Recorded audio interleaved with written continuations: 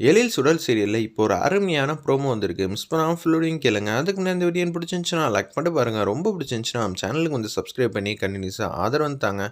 சுடர் வந்து யோசிச்சிட்டே இருக்காங்க. குழந்தைங்க கூட ஜெல்லாயிரணும், நல்ல விதமாக சிரிச்சமாக பழகணும் அப்படின்னு சொல்லி யோசிச்சுட்டு இருக்கப்ப மனோகரி வந்து கேவலமாக திட்டம் போட்டு 2-3 ரவுடிங்களை வந்து கார் எடுத்து அனுப்புகிறாங்க. குழந்தைங்க கிட்ட வரப்போ வந்து கார்லேருந்து குழந்தைங்கள காப்பாற்றிடுறாங்க நம்ம சுடர். ஆனால் ரவுடி பசங்க வந்து மிஸ் பண்ணிடுறாங்க. என்ன மிஸ் பண்ணாங்கன்னா சுடருக்கும் காயப்படக்கூடாதுன்னு தான் அந்த இடத்துல வந்து மனோகரி வந்து சொல்லியிருந்தாங்க. ஆனால் சுடர்வெளி வந்து தன் உசுரை வந்து வச்சு குழந்தைங்கள வந்து காப்பாற்றிருக்காங்க. மனோகரி வந்து சொன்ன விஷயம் வந்து இங்கே தப்பாக வந்து ஆகிருக்கு. சுடர்மொழி மேலே வந்து எழிலுக்கு கருணை வரத்துக்கு இதுவே ஒரு முக்கியமான காரணமாக அமைய போகுது. சுடர்வெளி கையிலலாம் செம்மையாக வந்து காயம்பட்டுருக்கு. வா நம்ம எல்லாரும் ஹாஸ்பிட்டலுக்கு வந்து போயிட்டு வந்துடும், அதெல்லாம் ஒன்று வேணாம், வீட்டுக்கு போகலாம் அப்படின்னு சொல்லும்போது அபி வந்து கடுப்பாயிட்டாங்க. அப்பா வந்து என்ன சொன்னாங்க, இந்த ஒரு மாதம் வந்து நீ இந்த வீட்டில் இருக்கணும்னா எங்களோட தான் முழு பொறுப்பில் வந்து இருக்கணும். எங்களுக்காக காப்பாற்ற போய் தானே உனக்கு காயம்பட்டுச்சு, வா ஹாஸ்பிட்டலுக்கு போகலான்னு சொல்லி நம்ம அபி, கவின், காவியா, அஞ்சலி பாப்பா எல்லாரும் சேர்ந்து சுடர்வெளி வந்து ஹாஸ்பிட்டலுக்கு வந்து கூட்டிகிட்டு போகிறாங்க. ஆனால் எழில் கிட்ட யாரோ ஒருத்தவங்க தப்பாக வந்து சொல்கிறாங்க. சார் நீங்கள் தானே எழில் அப்படின்னு சொல்லி இந்த 4 குழந்தைங்க உங்களோட தானே? ஆமாம், எதுவும் பிரச்சனை பண்ணிட்டாங்களா? இல்லை சார், யாரோ ஒரு பொண்ணு வந்து ரோட்டில் இந்த 4 குழந்தைங்கள வந்து நடந்து கூட்டிகிட்டு வந்திருக்காங்க. என்ன ஆச்சுன்னா இது மாதிரி ஆயிடுச்சு அப்படின்னு சொன்னோன்னே அவங்க துடிச்சு போயிட்டாங்க. எந்த ஹாஸ்பிட்டல் அப்படின்னு சொல்லி கேட்டோன்னே ஹாஸ்பிட்டலுக்கு வேக வேகமாக வராங்க. ஃபஸ்ட்டு வந்து நம்ம எழிலுக்கு வந்து ஒன்றுமே புரியல. இவளெல்லாம் வந்து கேர்டேக்கராக வச்சது மிகப்பெரிய பிரச்சனையாயிடுச்சுன்னு சொல்லி உச்சக்கட்ட கோவத்தில் தான் வராங்க.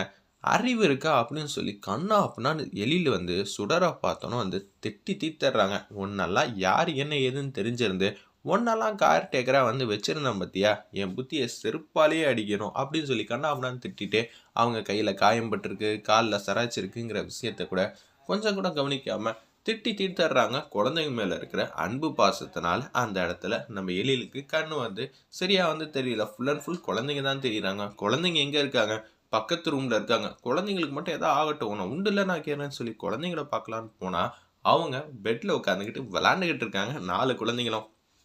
என்ன பசங்களா, உங்களுக்கு காயம் பட்டிருக்குன்னு தானே எனக்கு வந்து ஃபோன் வந்துச்சு. அப்பா, எங்களுக்கு காயம் பட வேண்டியது தான்ப்பா, ஆனால் எங்களை வந்து காப்பாற்றணுங்கிற மோட்டிவில் அந்த இடத்துல சுடருக்கு தான்ப்பா காயம் பட்டிருக்கு அப்படின்னு சொல்லி 4 பசங்களும் பேசுகிறாங்க. அப்படியா அப்படி என்ன நடந்துச்சு நீ சொல்லு அப்படின்னு சொல்லும்போது நடந்த உண்மையெல்லாம் அப்படியே வந்து கார் வந்தது போனது, சுடர்வெளி எங்கள் மேலே எவ்வளோ வந்து அன்பா பாசமாக இருந்தது எல்லாத்தையும் சொன்னாங்க. சொன்னது மட்டும் இல்லைப்பா, மருத்துவமனைக்கு வரமாட்டேன்னு சொன்னாங்க. நீங்கள் தானேப்பா சொன்னீங்க அன்றைக்கி 30 நாள் நம்ம வீட்டில் இருக்கிற வரைக்கும் நம்ம தானே வந்து அவங்கள நல்லபடியாக பார்த்துக்கணும், அதனால தான் நாங்கள் ஹாஸ்பிட்டலுக்கு அவங்கள கூட்டிகிட்டு வந்தோம். அவங்க டேரெக்டாக வந்து வீட்டுக்கு வந்து போகணும், உங்களை வந்து பத்திரமா வந்து வீட்டுக்கு வந்து ஒப்படைக்கணும், அதுக்கப்புறம் எதுவாக இருந்தாலும் பார்த்துக்கிறேன்னு தான் சொன்னாங்க. முடியலப்பா எங்களால், அவங்க ரொம்ப பாவம், அவங்க மட்டும் இல்லைன்னா எங்களுக்கு என்ன ஆயிருக்கும் தெரியுமா அப்படின்னு சொன்னோன்னே திரும்பி வந்து தடுமாற்றமாயிடுறாரு எழில் அந்த இடத்துல. ச்சே, இது தெரியாமல் அந்த பொண்ணை வந்து ஓவராக திட்டோமே அப்படின்னு சொல்லி யோசிச்சுட்டு அவங்க திருப்பி வந்து ரியலைஸ் பண்ணிட்டு மன்னிப்பு கேட்கலாம் தான் அந்த ரூம்குள்ளே திருப்பி வந்து போய் கையை காலை பசஞ்சிக்கிட்டு இருக்காங்க எழில் அந்த இடத்துல. வேற லெவலில் மாசா இருந்துச்சுன்னே சொல்லலாம். மனோகரி ஒரு பக்கம் வந்து ரவுடி பசங்களுக்கு வந்து கால் பண்ணுறாங்க. என்னடா காரியத்தை கணக்கச்சிதமாக முடிச்சிட்டிங்களா அப்படின்னு கேட்குறாங்க.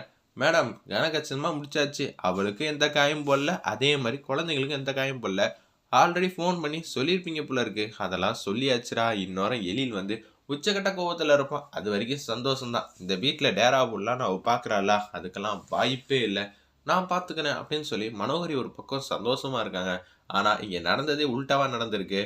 சாரி, எனக்கு எதுவும் தெரியல சார், நீங்கள் திட்டினதெல்லாம் எனக்கு ரொம்ப சந்தோஷமாக தான் சார் இருந்துச்சு. என்ன சொல்கிற நீ, எந்த மீனிங்கில் வந்து சொல்கிற, என்ன ஐஸ் வச்சு பார்க்குறியா? நான் வந்து உன்னை திட்டிட்டேன், அந்த திட்டின இதுக்கு வந்து நீ என் குழந்தைங்கள வந்து நல்லபடியாக பார்த்துக்கிட்ட, அவ்வளோதான். இதில் நீ என்ன சந்தோஷப்படுற? குழந்தைங்க உங்கள் மேலே தப்பான ஒரு அபிப்பிராயம் இருக்காங்க, முதல்ல அந்த அபிப்பிராயத்தை மாற்றணும். நீங்கள் பாசம் காட்டுறது கூட கோவத்தில் தான் காட்டுறீங்க. 30 நாள் என் வீட்டில் வந்து இருந்தேன்னா கேர்டேக்கராக இருக்கும்போது உனக்கு என்ன சம்பளம் தரேன், உன்னை அக்கறையாக வந்து பார்த்துக்கணும், ஏன்னா உனக்கு ஏதாவது வந்து உடம்பு சரியாமல் போச்சுன்னா கூட என்னோட ரெஸ்பான்சிபிலிட்டி தான் சொல்லி அன்பு பாசத்தை கூட நீங்கள் கோபமாக காட்டுறீங்க. அதே மாதிரி குழந்தைங்களுக்கு ஏதோ ஒன்று ஆயிடுச்சுன்னு சொல்லி நீங்கள் வந்தப்ப எனக்கு என்ன நடந்துச்சு, கையில் காயம் இருக்கா, காலில் சராச்சு இருக்காங்கிறத நோட் பண்ணாமல் பாசத்தில் கண்ணை மறைஞ்சு நீங்கள் கண்ணாப்புனான்னு திட்டியிருக்கீங்க.